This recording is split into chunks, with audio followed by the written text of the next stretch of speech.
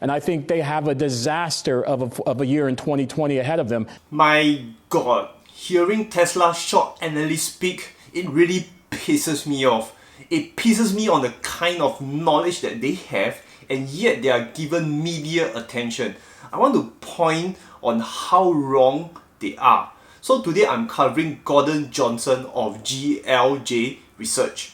Right. So Elon Musk in February of 2019 said that Tesla was going to deliver 420 to 600,000 cars. The number came in at 367.5. What the shit? 420 to 600,000 cars? Hey, Elon said this in February 2019?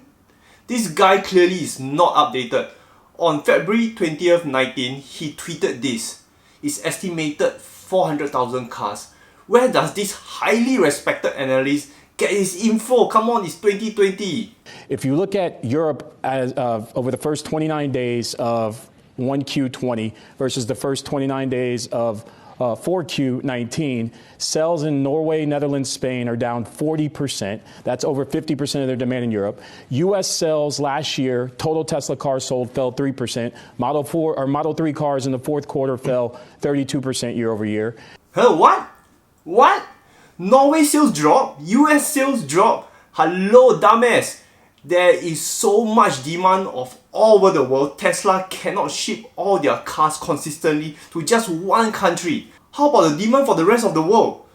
Tesla can only make limited cars and it's their maximum production capacity. I wonder how much this guy is being paid. And you have a pandemic breakout in China, the likes of which we've never seen, which is going to significantly dent their ability to sell cars.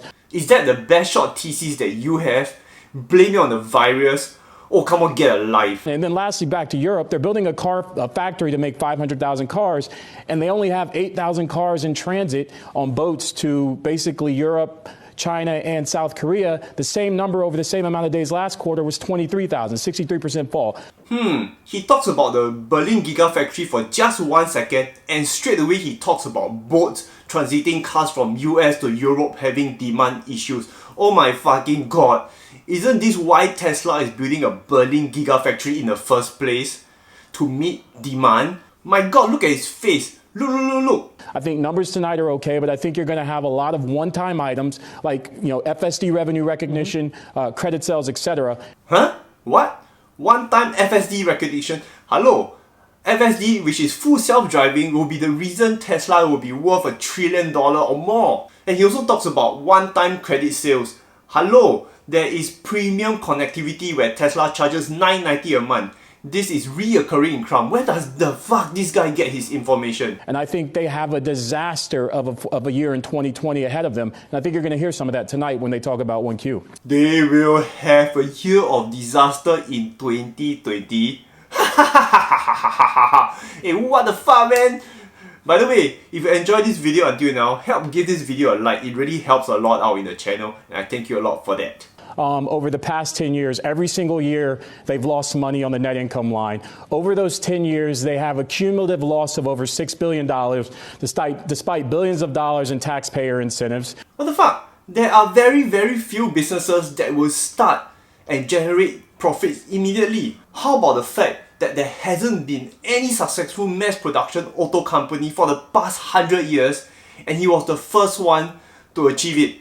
No, I believe the last successful auto company was Chrysler, and I think that was back in about 1920s. And it's just factually incorrect. They haven't generated free cash flow over the past 5 quarters. I don't know how you're defining that, but when looking at operating cash flow less capex, that's just factually incorrect. Hello, dumbass Gordon Donkey. I repeat after you.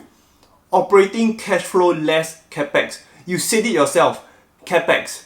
You need to account for capex. Tesla is a manufacturing company, not a software company. Capex will be damn high because they need to buy machines. Hello? It is pretty obvious he's picking whatever numbers he can to buy that.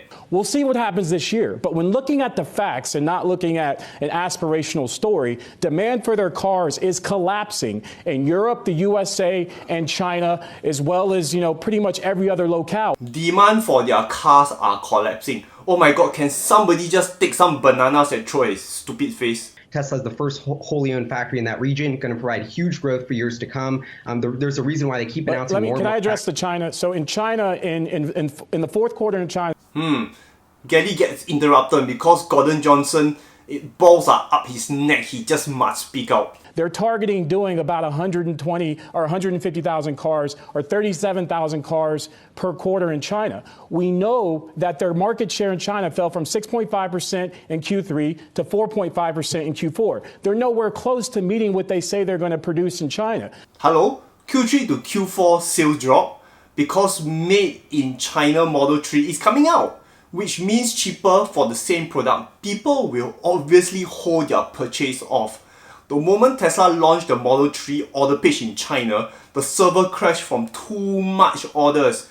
The demand in China is overwhelming. People need to wait months to get their Model 3. Gordon Johnson from GLJ Research.